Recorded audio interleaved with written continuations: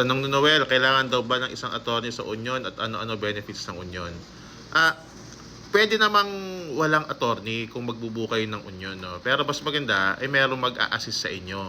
Yun ang ginagawa ko actually sa mga gusto magbuo ng union. Ina-assist ko sila, inaalam yung batas, tumutulong sa paggawa ng mga requirements, mga dokumento. Kung gusto nyo mag-union, mag-message ka dito sa aking page. Mga benefits ng union, marami yan, no? Sigurado tataas ang sahod at benepisyo kapag ka may union. More than the minimum wage. At saka magkakaroon kayo ng mas maraming mga leave. Yan. Tapos mga kung ano-ano pang mga benepisyo.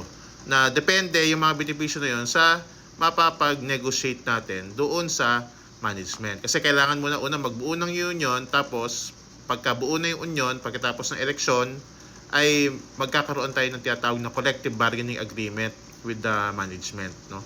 So sa CBA na yon, doon yon nakalagay yung mga dagdag